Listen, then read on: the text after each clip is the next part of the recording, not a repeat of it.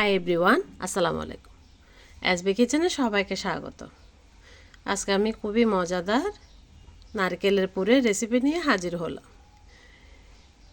এই পুরটা একবার তৈরি করে আপনারা যে কোনো সময় যে কোনো ধরনের নাস্তায় ব্যবহার করতে পারবেন। পুরটা তৈরি করার জন্য আমি প্রথমে এখানে চুলায় একটা প্যান বসিয়ে দিয়েছি। প্যানের মধ্যে এবার দিয়ে দিচ্ছি এখানে খেজুরের গুড়। আমি এখানে গুড় নিয়েছি হাফ কাপ থেকে একটু বেশি,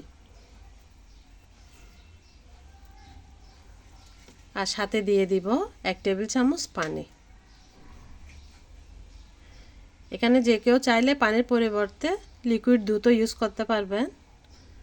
আর সাথে দিচ্ছি এখানে একটা তেজপাতা 2-3 টুকরো করে কেটে দিয়েছি, আর দিয়েছি সাথে 2টা এলাচ। এলাচের মুখগুলো কিন্তু আমি ফেটে দিয়েছি, গন্ধটা যেন একটু তাড়াতাড়ি বেরিয়ে আসে।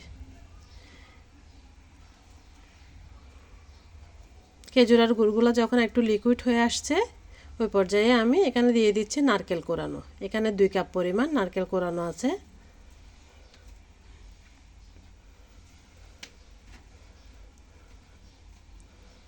আর সাথে দিয়ে দিব এখানে সামান্য পরিমাণ লবণ।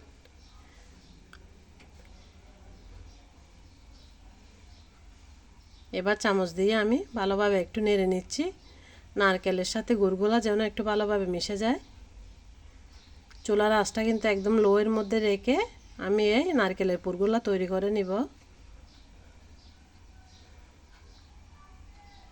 আমি হালকা হাতে কিন্তু নেড়ে দিচ্ছি। কিছুক্ষণ পর পর পানিগুলো শুকিয়ে যাওয়া পর্যন্ত আমি অপেক্ষা করব।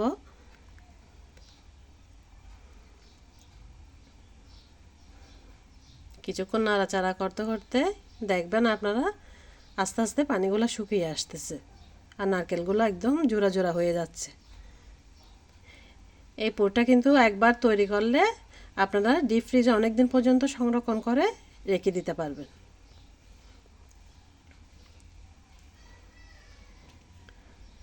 কিছুক্ষণ নাড়াচাড়া করতে করতে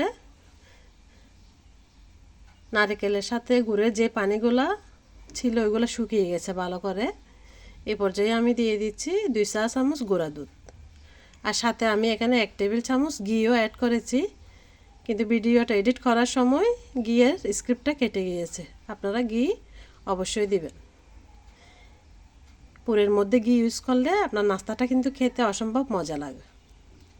আবারও আমি ভালোভাবে মিশিয়ে নিয়েছি।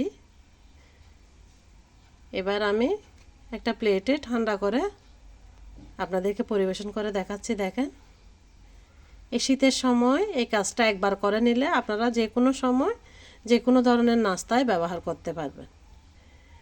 আর এই পুরটা আপনারা একটা বক্সে করে ডিপ ফ্রিজ অনেক দিন পর্যন্ত সংরক্ষণ করে রেখে নাস্তায় ভালোভাবে ব্যবহার করতে পারবেন। এই পুরটা কিন্তু খেতে অসম্ভব মজা হয়েছে। ধন্যবাদ সবাইকে। আসসালামু আলাইকুম।